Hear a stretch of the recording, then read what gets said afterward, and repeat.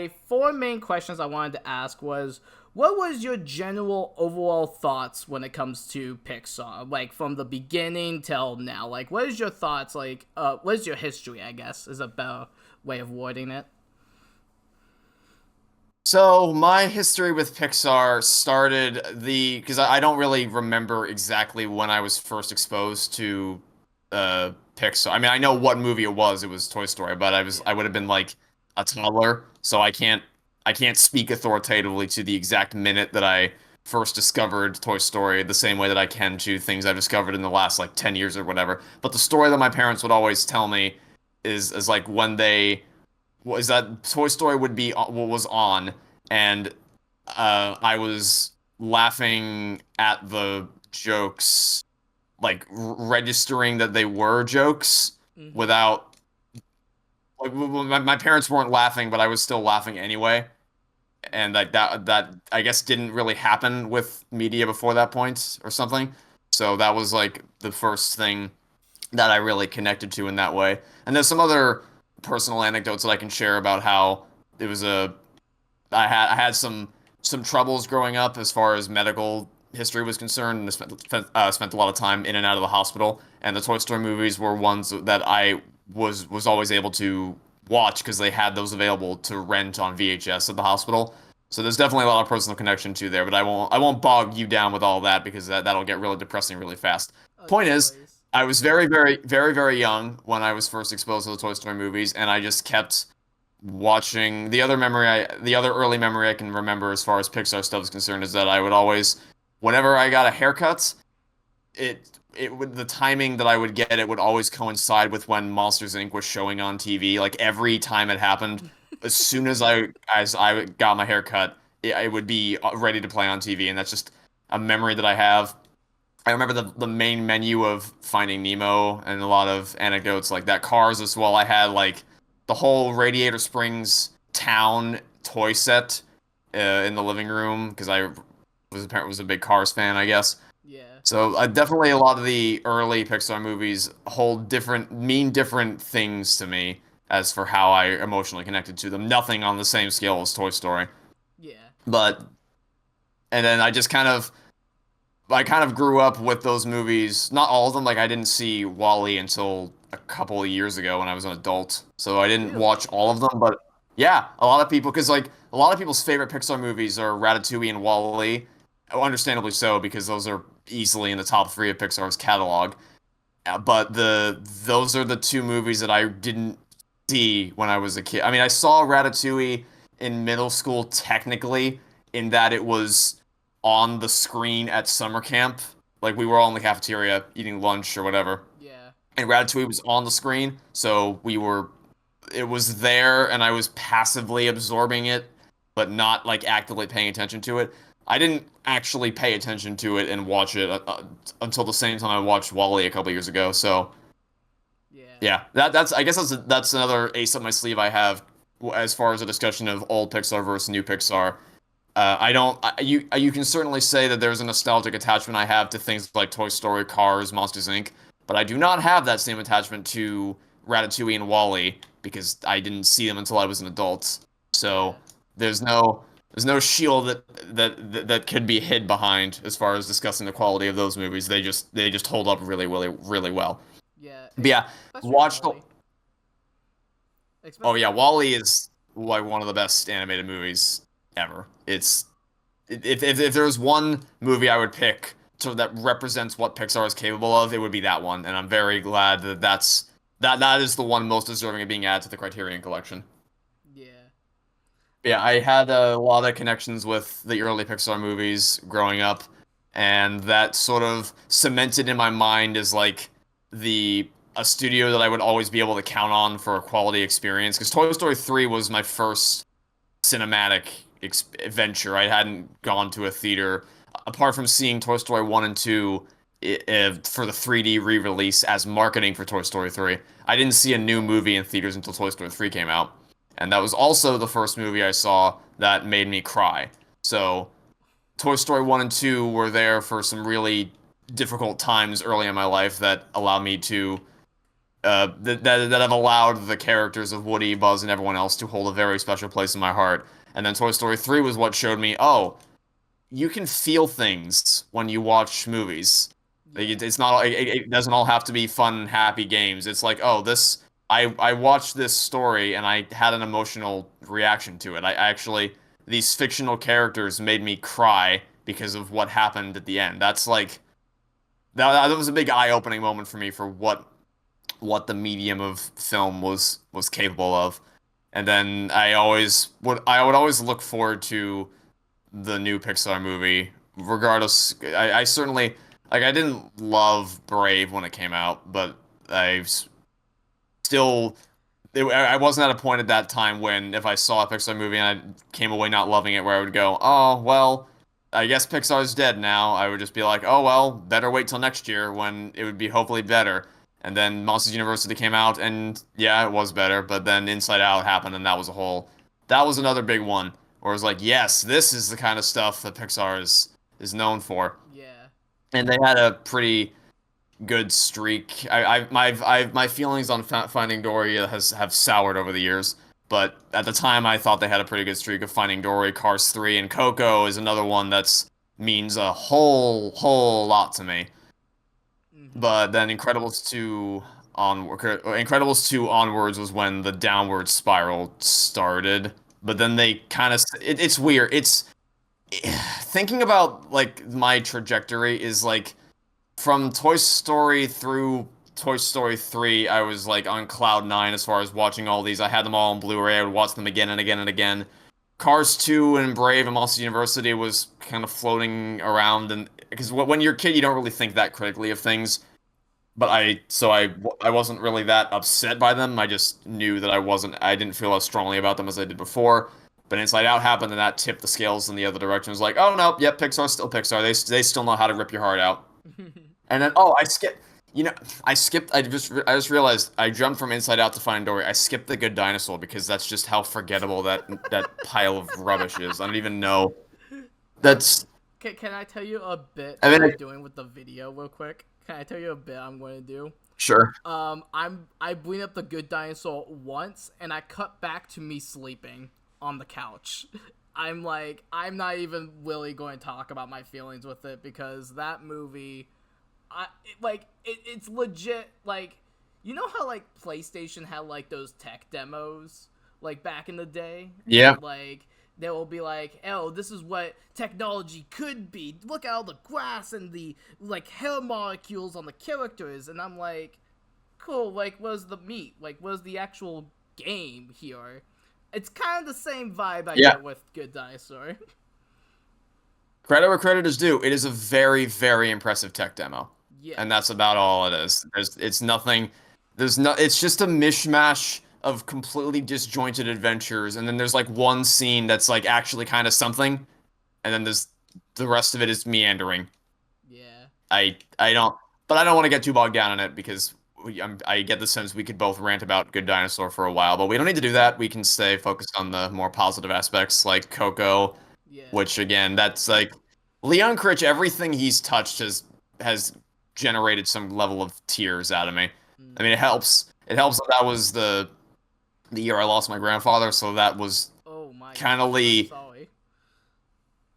No, I mean it's not to bring the mood down or anything. It's just like it's perfect sounds tone deaf, but it was a very thematically appropriate movie for me to watch that year because it very much was tackling the idea of your loved ones living on beyond their time in this world through the memories of those they love most. So that just hit me. I'm getting kind of choked up thinking about it now. It just really hit me really hard when I saw that. So yeah, I never even I know I wasn't really conscious of this at the time, but I do know that I guess there was a lot of online discourse about Pixar kind of falling off after Toy Story 3. Mainly because Cars 2 was just so bad that no one could hide behind the veil of like, all right, they missed the mark a little bit, but this time, but there's still some good stuff here because I think that's what happened with the first Cars movie was it wasn't like loved critically, but it was still moderately. It was mixed reviews. It was kind of meh overall. Some loved, some hated, but no one. It wasn't like No, there wasn't a unanimous agreement that yeah, Cars is terrible. But Cars 2, there was no one. No one was coming to the defense of Cars 2. Everyone was like, yeah, pick it, this. I don't know what happened. People were trying to figure out how this could have happened. How a studio. Oh God, voice crack. Sorry. How a studio that had such a flawless win streak from the original Toy Story. I know while everyone will love some movies more than others, no one can deny the flawless winning streak that was Pixar's golden era from the original Toy Story to Toy Story 3. You'll like some more than others, but critically and commercially, they blew the world away and they never missed once. And then Cars 2 just drove off the edge completely. So there was a lot of discussion in that era of whether Pixar was back, whether Pixar was dying, and that kind of thing. I wasn't aware of any of that. So even in those times, I was still very, very positive about Pixar as a whole. Incredibles 2 started to rock the boat, and then Toy Story 4 just sunk it. Toy Story 4 was the straw that I don't want to say broke the camel's back because that implies that my resentment toward the studio had been building for a while. It was more just like it's like an anvil fell out of the sky and just shattered the camel in two. Just because there was nothing because it went Coco, Incredibles 2, Toy Story 4. So we had Coco, which was amazing. Incredibles 2, I didn't fully grasp how bad it was when I first saw it. So I was like, okay, that didn't feel right. I can't tell why, but that didn't feel right. And then Toy Story 4 took no time at all for me to be like, oh, you just steamrolled through all of it, didn't you? You didn't. Okay, that's cool. But even then, my relationship with Pixar, I guess I thought it was permanently damaged. But then Onward came out, and I was like, all right, we'll see. We'll see if you can make up for this. And then Soul came out, and Soul, I think, is one of the best things Pixar has ever done. So I guess it wasn't really until recently that I started to be a lot more pessimistic towards Pixar, which was when my Toy Story 4 series took off, and then I started thinking more critically about stuff like Incredibles 2, and just kind of where the state of the company was. Yeah. And then it kind of coincidentally lined up that as my channel started to gain a lot more notoriety, that was in 2022, which I think is indisputably the worst year for, well, no, I think it is the worst year for Pixar because that's the year, like Lightyear is the first, because first Cars 2, everyone panned it, but it still was a profit for the studio. Lightyear did not profit at all. That was like the definition of a bomb. They openly said recently that they lost millions of dollars because of Which is that such a abomination. because like it's not necessarily a okay. I'm going to be personally a little more nicer to it. It on Forge Watch, I didn't think, oh, this was like the worst thing ever. It wasn't until I did see some of your videos, some other people's videos on YouTube, kind of talking about the disdain for it and like how they flicked up the timeline. Because when you have a movie that's like has to do with time, it's going to take multiple watches before I get through my head like, oh, okay, that's how the time travel like magic, to put in quotation marks, like works. And so Yeah, I don't. They dump so much on you in the span of like one scene. It's almost impossible to process all of it. I've told this story a couple times before, but when I first saw Lightyear, that was the first time that I was going to watch a Pixar movie with the intent of reviewing it. Because when I saw Toy Story 4, I did not know that I was going to be making a 6-hour long series on it. I was going to see it as a fan, and then they ripped my heart out and fed it to me for breakfast. But with Lightyear, I was like, oh, people know who I am now. So not only is a new Pixar movie coming out, but a new Toy Story-centric Pixar movie is coming out. People are going to ask me what I think about it, so I should probably see it so I can make a video about it. So I went to the theater with a notepad and a pen to write, because I didn't want to use my phone to take notes while I was watching the movie, because I didn't want to be like that guy who had his phone out the whole time and being obnoxious. I feel that. So I was making notes the whole movie, getting progressively more and more annoyed. And then when we got to the scene where Zurg, spoilers for Lightyear, in case you haven't seen it by now, when we get to this, actually, I can say without spoilers. When we get to the scene where Zurg's identity is revealed, I started to write down, yep, Zurg is Buzz's father, because of course it was going to be. But then, as I was writing that, I was listening to the movie, and you can see, I might post a picture of it sometime. You can see the exact moment where my pen, like, scribbles, because I had a physical reaction to the actual plot twist in that movie, when my brain had to do a double take, like, what did you just say? And then they spent the next 5 minutes trying desperately, floundering about to explain what they just said. I'm like, what? You, but if that, you, okay, that's all right, yeah, sure, time travel, why not? I will That say my favorite edit you did was when you figured that out in your Lightyear video, and you just have the clip of Phineas and Ferb with Isabella's head exploding.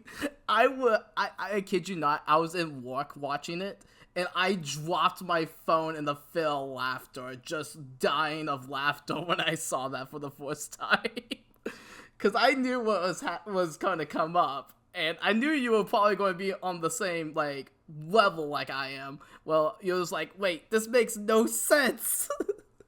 I can't even, because like I know people who saw Lightyear and said, I liked it. It was fine until the end. Then they lost me, and I get that's like I really do wonder if the reaction to Lightyear would have been more positive if it weren't for the fact that they tried to pull the time travel crap at the end, because really Lightyear's plot isn't that, like, Toy Story 4 and Lightyear are about on par with each other as far as the coherence of the plot is concerned. But I think for a lot of people, time travel is just a bridge too far. That's the point where, because it's so implicitly convoluted in a lot of stories, and it's just used. You really gotta know what you're doing if you're gonna implement time travel into your story. And the sad reality is that most of the time they don't. More often than not, if time travel gets introduced, it's either a get out of jail free card, like, oh no, what do we do? I know, let's go back in time and fix our issue and probably cause a time paradox in the process. Or it's this thing where it's like, hey, what can we do that'd be fun and exciting? I don't know, time travel? And then they go, yes, brilliant. And then they just don't think about it anymore beyond that point. The best time travel stories are things like Back to the Future, where the premise of the story is, all right, it's a time machine, we're going back in time, let's really figure out how this is going to work and all the logistics of the plot. Yeah. And that's why that movie holds up so well. But when you have Light, I really believe that their original plan was, I think Angus McLean might have even said this in an interview. Their original plan was to have it be that Zurg is Buzz's father, but then someone, I don't know who, but someone in a meeting at some point must have said, well, but isn't that going to be like really obvious? Because everyone's expecting Zurg to be Buzz's father, because we set up that was what the lore of Buzz was, that Zurg was Buzz's father. We said it explicitly in Toy Story 2, so of course people would expect that to be the case. And then someone was like, well, what can we do to surprise people? What can we do that would really just rip the rug out from our audience and make them go, whoa, really? And make our version of Empire Strikes Back that really makes people go, whoa, that's such an awesome twist. I never saw that coming. And someone's like, I know, time travel. And then they go, brilliant. And there you go, there's the movie. It just feels so stapled on. Because it's not. I know you said you wanted to keep this positive, but I can't help myself. Like, you're so stupid. You're The good, the man, whole you're good. the whole movie, Zurg is trying to kill them. Right? He's shooting at the ship. He's blasting them down. He wants to kill them. Like, clearly that's what he's trying to do. But then in the third act, they go, aha! Don't you see? No.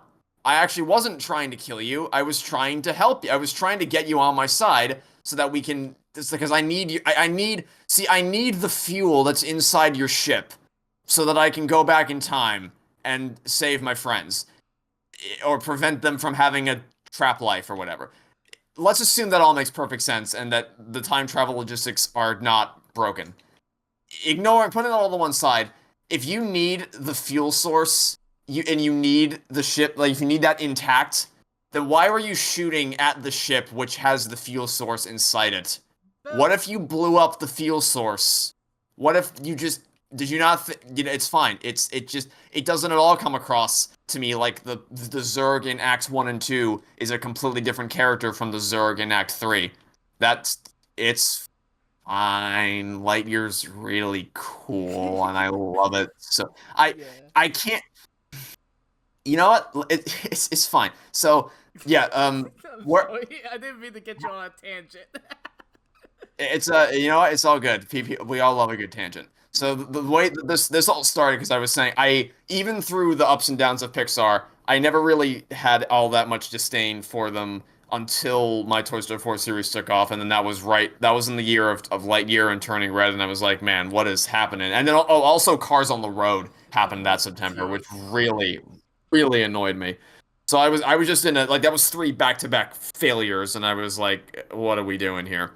Yeah. But I've kind of stepped back from that doom and gloom state of mind since then because Elemental came out in last year, and while my thoughts on that movie have soured a little bit since it first came out, I don't look upon it all that negatively overall. And then Inside Out 2 came out this year, and to my shock, Inside Out 2 was actually really good. Like Yeah. way better than it had any right to be. I hear And good Monsters things at about Work, it. yeah, you should definitely go see it. It's I would recommend it to everyone. I had no I a lot of people did not think it'd be good, and I was also kind of I was mostly neutral, but definitely skeptical as to how like following up Inside Out's such a tightly written movie. I rewatched it before I saw Inside Out 2 just to refresh myself on it, and it held up even better than I was expecting it to. So the idea of continuing that in any way was like, you guys better really know what you're doing, and thankfully they did. Thankfully, I don't think it's as good as the first movie, but I do. It's still a worthy sequel. Yeah. So I guess my current state of mind in regards to Pixar is that I don't want to I don't want to really believe in either case. Like, I don't want to be like, yeah, Inside Out 2 is amazing. That means Pixar is back on track and we're all good. Because you have the interview that came out recently where they're like, let's see. Turning Red and Luca were locked to Disney Plus, and so naturally we're not going to be as profitable as our theatrical releases. And Lightyear bombed because it was terrible. And Elemental started out getting not that great box office. Like it had, I think, the worst opening weekend in Pixar history because we didn't market it well. And in fact, it might be the worst marketing campaign we've ever had for anything, at least in the history of the studio. But then once people saw it, and like once we got past, because opening weekend reports for anything are indicative of only one thing, and it's the success of the marketing. Yeah. That's, but then once you get past the opening weekend, and people actually see the movie and the word gets out as to how people like it, then you can use the rest of the box office numbers to judge how well it's doing, like for reality. I really hate this new obsession people have with judging the success of a movie strictly by its opening weekend numbers. Yeah. It's the window of time that movies have to impress people is getting shorter and shorter with each passing year, and it's really annoying me. The Fall Guy came out in May, and it was already dumped onto digital release like 2 weeks after it came out. Yeah. Whereas you flash back years and years, and movies would stay in theaters for like a full year, it felt like, before they would go out. So they had a lot more time to earn big box office numbers. Now, if you don't earn them instantly, then you're decreed a failure. Yeah, Anyway, it's kind of uh, similar to like kind of slowly. I don't want to keep you for too terribly too long, but to quickly side tangent this real fast. What Pixar is going through is kind of my thoughts with modern day Xbox, if you could believe it, because uh, I'm not sure if you follow gaming or not. Like, I know that you like Halo, but the entire thing with Xbox has just been insane with like the amount of studio closures. A successful game like Hi-Fi Rush not even really like being enough to like keep a company afloat. It kind of reminds me similar of what Pixar is going through right now, and I'm not sure if that's just coincidence or not, but it's insane to me. well, I wouldn't call it coincidence. I'd call it emblematic of an overarching problem in the industry, which is just executives not understanding. There is a clear disconnect between the executives in charge of making decisions and the people responsible for creating the art in the first place. But I'm glad you brought up the Xbox thing because it's actually kind of a perfect parallel for just misjudging the success of things. Because where I was going with the whole Pixar's recent interview thing was how they're like, hey, we've openly admitted that Lightyear lost us millions and millions of dollars. Therefore, the most successful, intelligent path forward for us to take is to make more spin-offs and sequels like Lightyear and not make more personal stories like Elemental, Turning Red, and Luca. Even though it's like you can't accurately judge the success of Turning Red and Luca because you dump them on the Disney Plus. And if you go by streaming numbers, Luca was the most streamed film of 2021. Yeah. That like I don't know if that obviously it can't directly translate into box office numbers. Like it just logically isn't going to be a one-to-one parallel. But it does mean that it was a success. And Turning Red, I'm pretty sure, was also extremely successful. Elemental, once it got out, once people actually saw the movie, detached from the marketing and saw it for themselves, they're like, oh, we actually I like this. This is pretty good. And then it gained money. It wasn't like a smashing success like Toy Story 4 was, financially speaking, or Inside Out is looking to be, but it still absolutely was a profit for them in the end. So for them to be like, yeah, we don't want personal stories like this. We want more we want more spin-offs like Lightyear. Because I mean, I get the logic. The logic being that if we make things more in line with IP people are familiar with, then we're more likely to make money, which is true, and we're seeing it with Inside Out too. But it's just hilarious to me that you're using that as a reason to justify future business decisions after judging by your last four films, the only one that can be truly considered objectively a failure is the spin-off. Yeah. Which is insane. The idea that a Buzz Lightyear movie lost them money, one of the most instantly iconic and recognizable and beloved animated characters ever, a movie about that guy lost you money is it would be funny if it weren't so sad. Yeah, like, but yeah, it is insane. it is a very similar thing to what happened with Xbox recently of it's the irony, the painful, twisted, sick situation of Xbox executives going, we need more small scale prestigious games that will win us awards, and then turning around and going, hey, Tango Gameworks, we're shutting you down. Bye.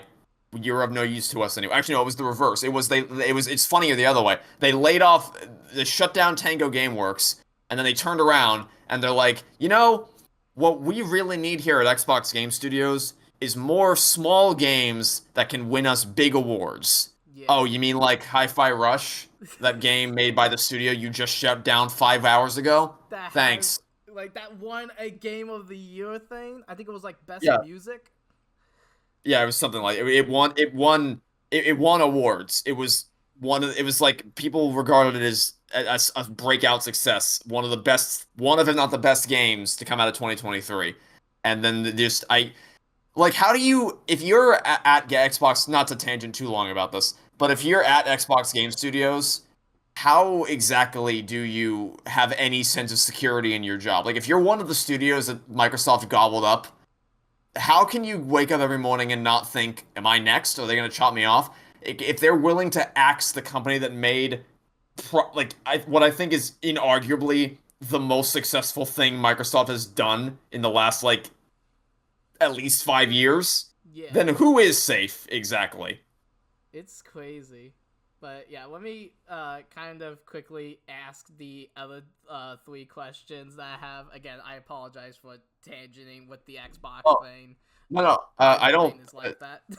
don't feel the need to apologize at all. It was a perfect example to bring up because it is a very similar situation of just the executives in charge don't understand there's something wrong. Like there's a disconnect that happens that allows them to not understand what is making them money and where they should be prioritizing their resources. And it's the same kind of thing with Pixar, how they're like, I already went over the whole, it doesn't make logical sense to present the numbers for Lightyear and then say the thing they said about telling less autobiographical stories, which isn't even true because there's an implication in saying that that the early Pixar movies weren't autobiographical, which is just wrong. Monsters Inc. was born out of Pete Docter's anxieties as a parent. The Incredibles came out of Brad Bird's in a bit like struggles with balancing his personal life and his work, which is what Bob is going through in that movie of balancing his superhero life with his life at home and his job as an. It's like it.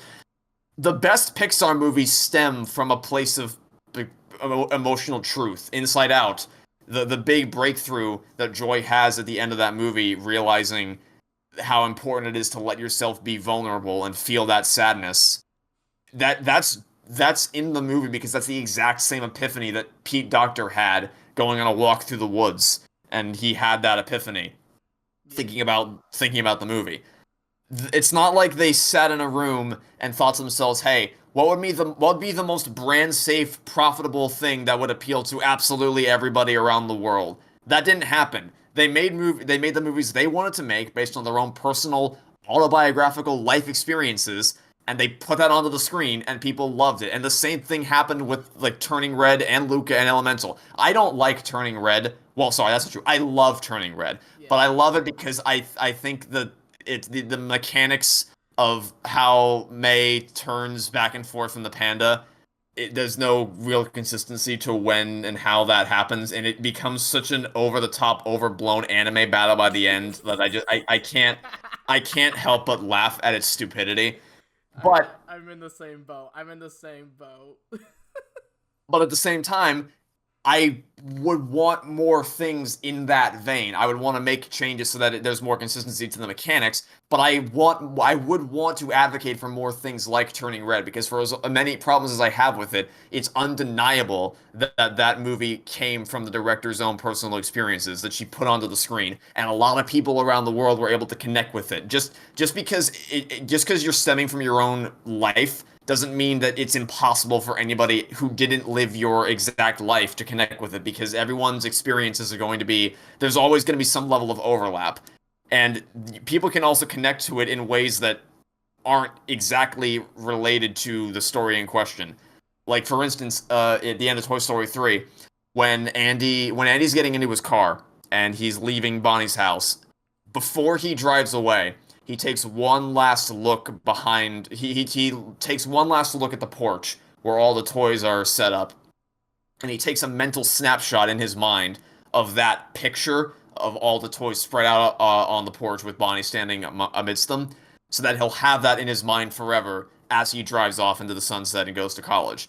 And maybe we don't all have that exact experience of giving away our toys to a little girl and moving on, but Leon Kurtz didn't have it either, but it still came from a place of emotional truth because the origin of that is when he was visiting I think it was his grandmother who was dying during the production of the first Toy Story movie. He flew to go visit her, and as he was walking out of the hospital room, he turned back to look at his grandmother and took that mental snapshot in his mind so that he'd have it forever, and then left. So it's not a one-to-one parallel, but it's still something from his life that made it into the movie. So maybe not everyone is going to go through the same experiences as the characters in these movies, but there will always be something for you to latch onto, some way that you can connect to the story that the filmmakers never could have foreseen. And the reason why is because there's always something human at the core of what story they're trying to tell. And you're not gonna get that by just going, hey, let's make more spin-offs and sequels and just try to make something that appeals to everyone. I also really hate the implication that it's like, for some reason, I don't know why they think that Elemental can't relate to people universally. I don't get that at all. Yeah, because But I feel whatever. like it does, but again, like I digress. Pixar is a great company, as we know right now, but I mean, when I was a kid, I looked at Pixar as like a dream safe haven, just like paradise for making movies. Now as an adult, I'm like, what is going on at that rat race of a laboratory? What is, I don't know. My I guess the conclusion is my feelings on Pixar are very complicated because I have such strong passionate feelings about their early stuff and a lot of their later stuff, like Inside Out and Coco and Soul. And their movies mean so much to me, and they are like the company's the reason why you and I are even talking right now is because it made a lot pushed me to make my Toy Story 4 series. But the older I get and the more that comes out from the people in charge of that company, the more I'm just like, what are you guys doing? What are you doing? Alright, so I have 3 questions. Hopefully, I can get these out to you before we leave. But what Oh, is your? Oops, sorry. before you ask it, real quick, don't at all feel pressured to like feed through it because I'm good on time, so you don't. Well, I'm not like tapping my foot like Sonic the Hedgehog. Like, come on, let's go. I got places to be. You're not gonna jump off the cliff after 3 minutes saying, "I'm out of here." No, there's like a hook off stage just slowly approaching me, and we're ticking down the seconds till it just pulls me away from my computer. Yeah. Oh no, you're Yeah. good. You are good on time. Well, thank you. I appreciate it. What is the best and worst Pixar movie that is not Toy Story? Because I know that you have, like you said multiple times, you are a big Toy Story fan. But I'm actually curious of what is your other movies that would be in that a similar caliber. You mean just like in general or like Oh, like for Pixar, I should say. For right, but so would Lightyear count? Because Lightyear isn't technically a Toy Story movie. I mean, I guess. Okay, besides anything that has to do with Buzz Lightyear or Woody, let's just put it that way. Because, yeah, obviously Lightyear is not a Toy Story movie, but that's like, what are you doing? You named the character Buzz Lightyear. I digress. So you know, I could be a total jerk and nitpick the heck out of what you just said because technically Cars has Woody and Buzz as characters at the end, Oh my and gosh. but I'm not gonna go there. I'm not gonna go there. I'll be good faith and honoring the spirit of the question. But so I think the worst Pixar movie that isn't Toy Story related is Incredibles 2. I mean, it's the other competition in that would be Brave and the Good Dinosaur in that, and I think a lot of people would want to say the Good Dinosaur, and I get it because Good Dinosaur, there's no connective through line that binds that movie together. It's just it's such nothing. It's it's either nothing. When there is something, it's stupid, but most of it is just nothing. It's just a glorified tech demo that they pasted characters onto, and I don't even like the contrast between the cartoonish dinosaur designs, like Arlo against this hyper realistic, picturesque background. I don't think that contrast works. It doesn't mesh very well together, and I really hate that Brave lost the best animated feature award. Sorry, that Brave won the best animated feature award, beating Wreck-It Ralph. That's absurd. Wait, I, it did? I yeah, because they both came out in 2012. They were up in the same year for that award, and for some ungodly reason, Brave beat out Wreck-It Ralph. That's That's insane to me, because I felt like more people liked Wreck-It Ralph than, like, Brave. Like, I know I. Brave has its fans, but, like, holy cow.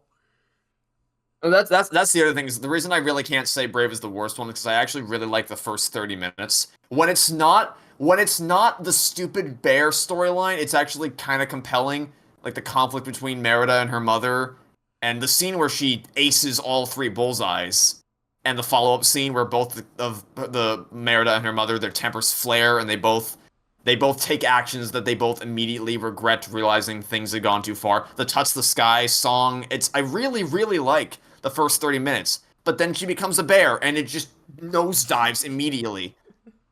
But yeah, I can't call Brave the worst for that reason. But Incredibles 2 is just like it just kind of has a lot of the same overlap for the things I don't like about Toy Story 4. And hey, I have a whole series about it, and it's just the plot is completely broken. What it does to the world building of like Winston Dever and all these characters that definitely should have existed before, but obviously didn't, and how they handle the current legality of supers, and how they regress everybody's characters back because they essentially just retread the same beats in the first movie, except they role reverse Helen and Bob. Yeah. That I'd probably go for Incredibles 2 as far as if we discount Toy Story 4 and Lightyear from the ranking. Best Pixar movie, I think, is Wall-E. I do believe Wall-E is the best thing that Pixar has ever made and probably ever will make. And it's like I mentioned previously, if I were forced to only pick one film that perfectly encapsulates the strengths of Pixar, I'd say it was Wall-E, and I wouldn't even think twice about it. It is as close to perfection as anything they've ever made could ever dream to be. Yeah, definitely. Wally, like it's so funny. I grew up. One of my favorite like hyperfixations as a kid was Fantasia, and mostly the Sorcerer's Apprentice bit with Mickey Mouse, obviously doing the magic.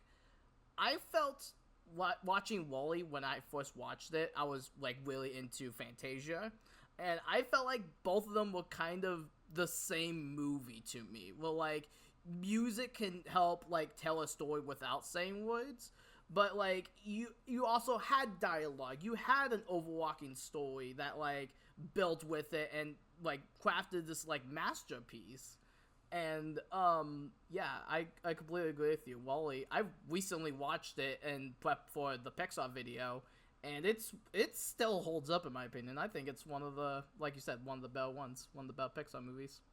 That really is the beautiful thing about, especially those first 45 minutes, is that it's all visual storytelling. You can show it to anybody of any language without even really the sound for the most part, and you can just follow along because the subtleties of the animation and the world and the camera work, it's all just the expression in the character's face, even though they're robots, they don't like have human faces, but that's just how talented Pixar's animators are, that they can convey that much emotion and personality through those characters. It's brilliant. It's absolutely brilliant. Yeah. Alright. I know you kind of touched on this before, Woods, but I guess in a shorter way, what do you think of Pixar in the 2020s? Oh, well. uh, Yeah, I think they started out good with Onward, Soul, and Luca. I like I think Onward is underrated. I think Soul is pretty commonly and rightfully accepted as the masterpiece that it is. Luca is a fun slice of life movie that I'm quite fond of. They plummet. They just I don't know what happened in 2022, but that was the worst year Pixar's ever had. And then they're building this whole back up again with Elemental and Inside Out too. I'm less I have less reason to be pessimistic about Pixar because most of what I've said about Pixar on my channel is not in the most positive of light. Like it's House Oyster 4 destroyed everything, how Incredibles 2 destroyed everything, Cars on the Road being awful, Lightyear being awful, which is it's kind of also why I'm excited that my next project is going to be Toy Story 3 and just gushing about how much I love that movie so I can bring some positivity to it for a change. yeah. But I don't, even though that most of what I've had to say is negative, I don't like that's not really what I want to do because Pixar is, as I touched on previously, it's a studio I grew up with. It's a studio that means their output of films means a lot to me. And I would really like to go back to a time period where I would be every summer, every June, I would be eagerly looking forward to watching the new Pixar movie in theaters because they were just a studio that I could always count on for creating a really, really good movie. Yeah. And so I would like to get back to that and not being like, oh, here's the new Pixar movie. I'm sure it's going to be terrible, and I'm sure I'm going to have to rant about it for an hour. That's not a feeling that I like to have. I don't like that feeling at all. In fact, the least, one of the least fun times I've had was when Lightyear first came out, and I saw it, and I immediately realized, oh, I'm gonna have to make a whole thing about this. And then I like scrambled to make that hour and a half video in 6 days with very little sleep. Not something I Jesus. recommend anybody do. But yeah, I'd much rather be able to just be like, hey, that was good. I like that a lot. And then be able to say that instead of ranting about everything. And yeah, I'm glad I don't really know how to feel about Pixar moving forward, just because I the Inside Out 2 was really good, but then you see the things they said about in the interview about like less autobiographical stories and more spin-offs and sequels, and I just hope that Inside Out 2 isn't a fluke. I hope Elio's good. And boy howdy, Toy Story 5 is its own can of worms that I really hope they don't screw that up. At least we're getting Andrew Stanton, a guy who's been at Pixar since day one, working on it as director, and not some random guy that, to my knowledge, didn't direct a movie, but directed multiple shorts for Pixar, right? Yeah, I don't really know how that happened. I honestly don't know how Josh Cooley ended up directing Toy Story 4. Like, I don't, I mean, I know, I believe what originally happened is that he was signed on to be co-director for the movie, and then John Lasseter stepped down for reasons, and so then he got bumped up. I don't even know how he got to that position in the first place.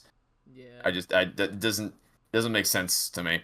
Because as far as directing things is concerned, yeah, you're right. The only thing he directed before that point was Riley's First Date, which is not like that great of a short. It's fine, I guess. Dude, that's where all those like 2015 vibes came from that I'll see like back in the day of like the teenager's head and they talk. Such a weird short. I don't know why he ended up in that position, but he clearly wasn't the right person for the job. But yeah, I of all the people that are currently at Pixar that are in a position to direct Toy Story 5, I think Andrew Stanton would be the best logical choice.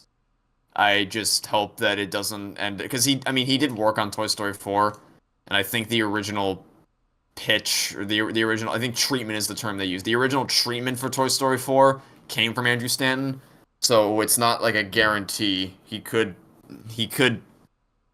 I don't know. I don't really want to think about it actually. I'd rather just wait till it comes out and see what happens because there's a lot of anxiety is because I think I'm like the only person from what I've read, I'm like the only person who's even remotely optimistic about Toy Story 5. Everyone else I've read is just actively dreading it with every passing day. Well, I mean, So I am optimistic or just maybe only in the sense that I really don't think they can possibly get any worse than Toy Story 4, unless they do something egregious like making Woody a serial killer, which they obviously wouldn't. Like I really believe the only way they can make it worse is if they do something that's so comically outrageous that just Pixar would just never do. Like, aha, fooled you. The whole series was just a play, TV show the oh my entire time. god, not None of it was Tango real. Papa stuff. Oh my god. Or yeah, like Woody's a serial killer, and then Buzz just goes around shooting innocent puppies in the streets or something stupid like that. Yeah, Like obviously ridiculous storylines that no at Pixar, hopefully nobody yeah, would be a remotely good idea. Beyond that, I really don't think that anything they make can be worse than what we got with Toy Story 4 as far as what feels fitting for the series. yeah. But who knows? We'll have to wait and see. Yeah, we have But to wait I and see. guess Oh, I'm if I sorry. were to briefly summarize my thoughts on the 2020s for Pixar, it started out good, fell off in the middle, and then we're slowly starting to. It's like there's two because there's the one graph going up with an upward trajectory of how good the movies are, and then the other graph is the business side of it, and it's just plummeting because I have no idea what's going on behind the scenes at Pixar with all the layoffs that have been happening, with the statements they've been putting out to the press. It's going to be an interesting time. It's already a very turbulent time in the animation industry at large, but specifically at Pixar Animation Studios, it's going to be a very, very strange and interesting time over the next couple of years, and I'm very curious to see because I don't think Pixar is ever gonna like shut down or anything, at least not in the near future. But clearly, Lightyear was a very big deal for them as far as financial loss if it led to them laying off that many people and it led to the immediate backpedal. After Toy Story 4, they were so confident. They were like, yep, no more sequels, only original stuff from here on out. And then they walked it back to, okay, so we will be still doing mainly original stuff, but we're going to balance it out a little bit with some sequels and some spin-offs just for financial security or financial stability or whatever dumbass thing they said. And then now here we are in 2024 is like, yeah, we want less original autobiographical personal stories. We want more spin-offs and sequels. Yeah, I, how we just I think that actually is probably the best indicator of how badly things have gone for Pixar over the last few years is just to see how they've done a complete 180 on their position as for what types of movies they want to make moving forward, going all the way from originals good, sequels bad to now they flipped it the other way around. It's quite depressing, actually. it is. And Yeah, it kind of reminds me a lot of, again, kind of comparing it back to video games. Square Enix. I'm a big Square Enix guy. I'm not sure if you've touched any of their IP or not. Square Enix does some of the best RPGs in my personal opinion, with games like the Kingdom Hearts series, the Final Fantasy series, what they're doing with Dragon Quest. Like, they genuinely know what they're doing most of the time. But then they will also go back and try to invest in, like, NFTs a year after the whole thing crashed. AI usage, when most people really hate AI and games and media and stuff like that.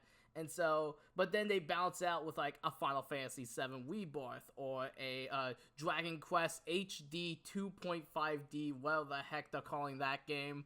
And, like, they're trying to, like, on one hand, they make really good products, but on the business side, they're, like, kind of, like, doing some, like, screwy stuff, to put it lightly. Yeah, and that's kind of the takeaway I want people to have from Inside Out 2, is that Inside Out 2 is really, really good, and I do you all should go see it. But I don't want the quality of that movie to overshadow how how things have gone on the business side for Pixar. I don't want people to forget that. I don't want it to be a case of like, hey, really dumb thing that the company did that might permanently alter the future of the studio's creative output. And then they're like, oh, but let me dangle some shiny keys in front of your face. And oh, look, it's the movie you like. Don't you like this really cool, emotional, heartfelt movie? Yeah, don't think about the thing we just said. And then also, Pete Doctor, I think, released another statement recently saying, like, we're going to have more originals in the near future. I'm like, but didn't you just say that you wanted to... All right, that's weird. That's strange. So I don't know. Really, and I really also hope that Pete Doctor isn't actually the one responsible for saying the thing about how we want less personal stories, because it just flies in the face of everything he stood for as a director in all his movies that he's directed at the studio. So I hope that it's a case of just the upper executives, like high up the ladder at Disney, that had like strung him up on a stage and forced him to say that stuff for the press. Because it'd be very depressing to me if Pete Docter had been consumed by the corporate aspect of running a company, and that superseded any creative instincts or principles he upheld. Yeah. And then, kind of, my final question for you is there any hope for a golden era of Pixar? Like, just in general, I think you kind of touched upon it before. You don't necessarily know, like, what the future is going to hold. But do you see a point of, like, full 10 years? We want to say that because we have, like, the 2000s, the 2010s, and now with the 2020s. Do you see Pixar getting, like, back to that, like, golden era of like the 2000s, and like maybe like 2000 from like 2010, I want to say, with Toy Story 3? If you'd asked me before this month, I'd have said absolutely. There's nothing that's preventing them from having another golden era, as it were. I mean, they've certainly. I don't believe it's possible, realistically, for them to have ever had another flawless winning streak. I don't think there. What happened in the early 2000s was lightning in a bottle. That to ever expect that they'd be able to live up to that would be foolish.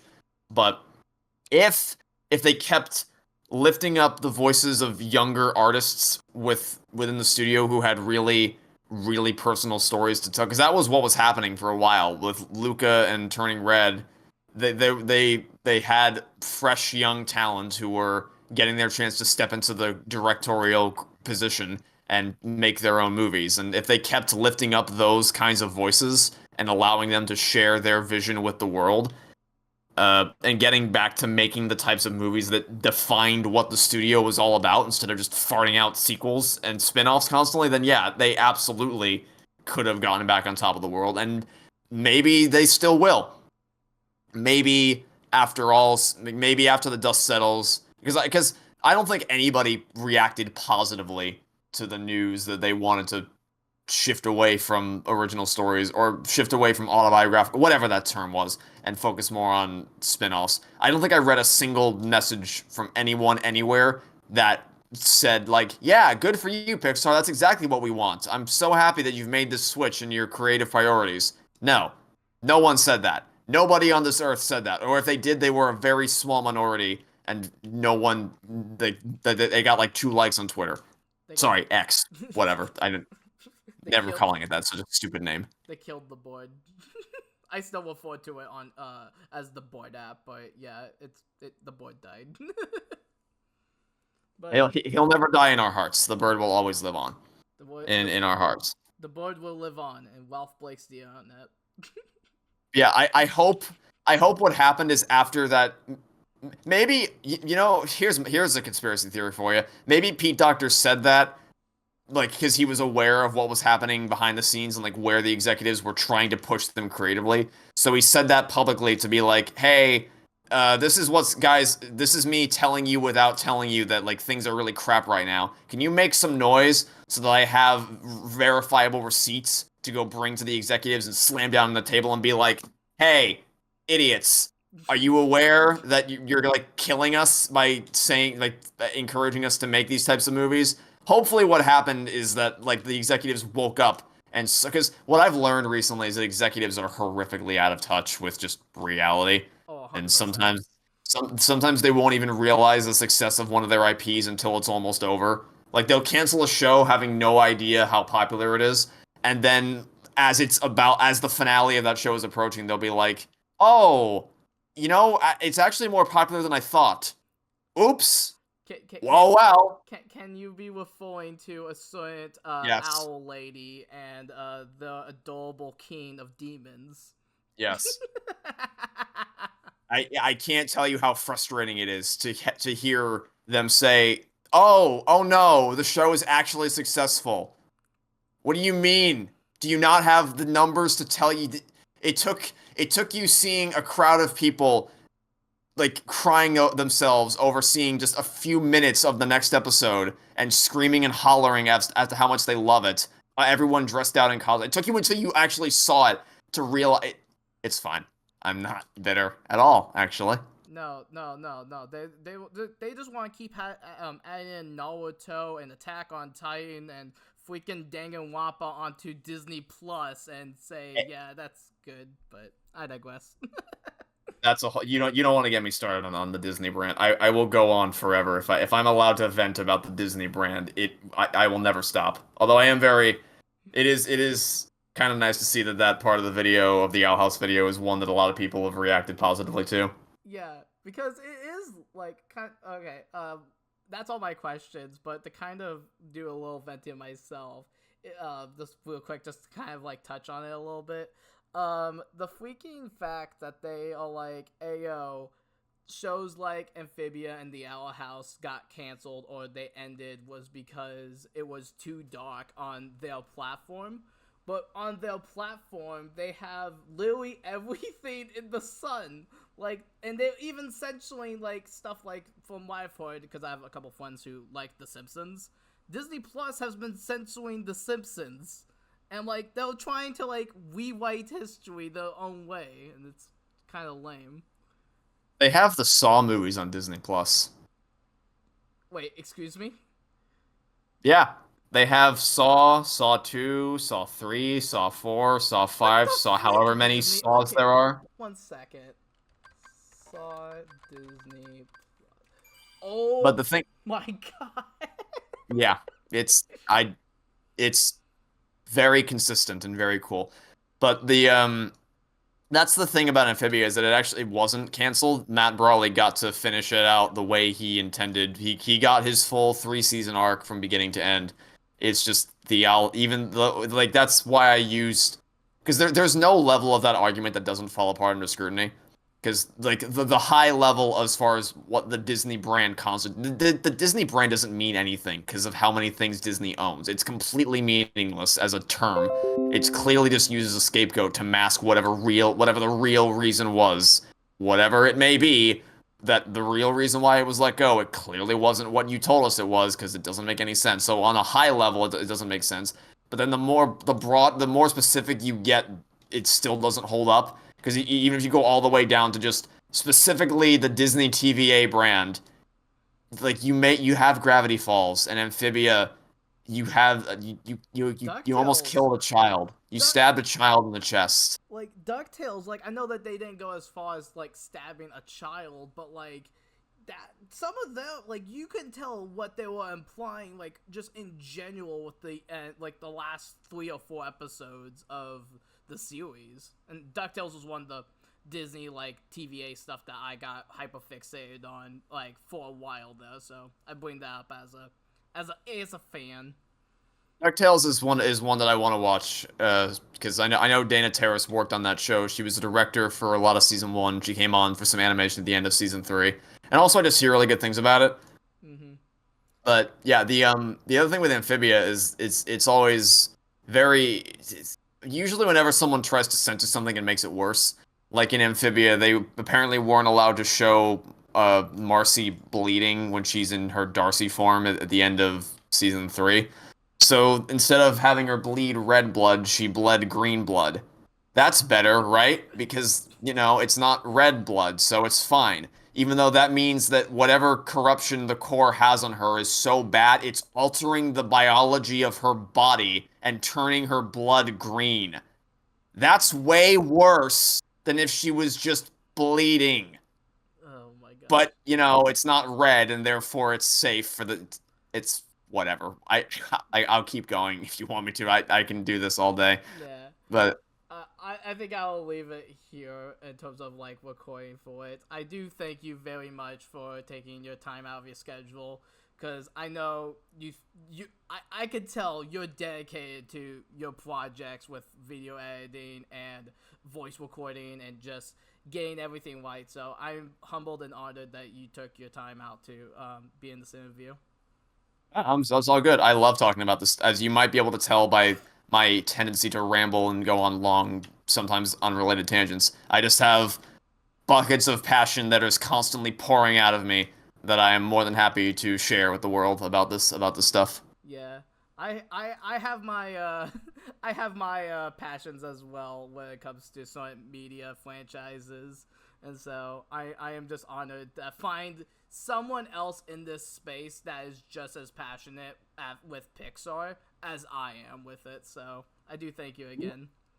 I'm honored that there's anyone who actually cares what I have to say about Pixar, because for like Pixar, Disney and Pixar is the kind of stuff I grew up on when I was a kid. I would rewatch those movies again and again and again. I love them so much. And there was even actually, I don't think I've ever told anybody this before, but in my freshman year of high school, there was a kid who was really annoyed by the fact that I was very openly and passionately in favor of Disney movies. So he wrote, when he signed my yearbook, he wrote, "I don't know why you rewatch Disney movies every second of your life."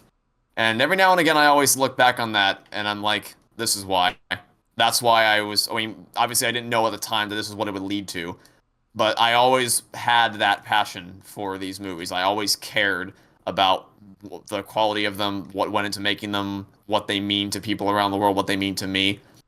So I just think back on that whenever I look at how my channel has exploded and how many people have found my Toy Story 4 series and my other stuff.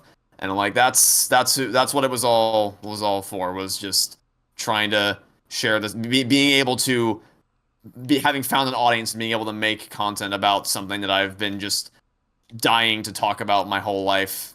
Because before my Toy Story 4 series took off, I was knee deep into playing a bunch of games on the channel, Let's Plays, that I hated. I was playing games I thought my audience wanted me to play because, well, not thought. They did openly were like, "Hey, you should play this. We want to see you play this." So I played it, and what I should have done was just be like, this doesn't seem like a game I'd enjoy. I don't really want to play this. I think I'll pass. Instead, I was like, well, people want to see me do it. And so I guess I'll do it. And I just was miserable. And I was so miserable, in fact, that I was about a stone's throw away from just quitting YouTube entirely. But that happened to dovetail pretty neatly with when my Toy Story 4 series took off. And then when I saw people find my channel through that, because that's the most passionate I ever was with anything I ever made. So hearing people were interested in what I had to say about something that I genuinely truly cared about was like just such a breath of fresh air. It's like the weight of the world was lifted off my shoulders because suddenly I saw a future for myself and the channel that allowed me to create content that I knew my audience wanted to see that also coincided with what I wanted to make. So, yeah, for as many stories people tell me about how they found my channel and that made them want to make their own stuff, or they found my Toy Story 4 series and it was vindicated, or they felt vindicated for how they felt about Toy Story 4 and those kinds of things. I really think it all pales in comparison to just what finding an audience through my coverage of Pixar stuff has meant to me, because it really did pull me out of a really rough time in my life that I'm really happy that it all worked out in the way that it did. That allows me to keep making videos finally about stuff I really care about, and that I wake up in the morning and I'm excited to keep going. I'm currently in the middle of my Toy Story 3 video. When I wake up in the morning, I'm like, yeah, let's do this. I want to make this. I want to sit in front of my computer and edit this for hours and hours and hours, because I really just, with all my heart, I believe in the script. I believe in this movie, and I believe in what I have to say about it and sharing that with the world. And that's what motivates me to get up every day and just keep doing this stuff. And which isn't really something that I ever had during that period when I was just playing games I hated. And you could tell that like listening to those LP videos, it's pretty abundantly obvious that I am not really enjoying what I'm doing.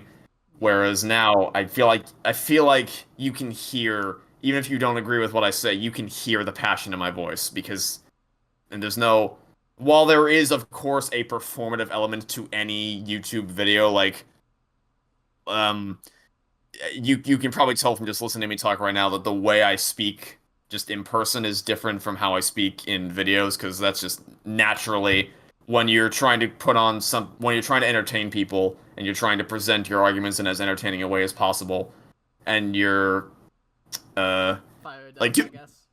yeah, when you're really fired about how something is really really stupid and it just doesn't make any sense at all. Who wrote this? And Like who that's wrote this? like that takes effort. That takes a lot of concentrated energy to be that angry for that long. It's I mean, I love it. It's fun and it's rewarding in the end to see it all come together. But while there is that performative element, it's stemming from a place that is true, and it's real, and it's what allows it's just I feel so lucky that people are interested in my coverage of these things, because I would not have lasted on YouTube much longer if I had to keep covering stuff that I just hated. So yeah, I thank you for finding my channel. I thank everyone else for finding my channel and giving me the chance to make content on stuff that I really really care about. So yeah, Yeah. that's Well, pretty again, awesome. yeah. Thank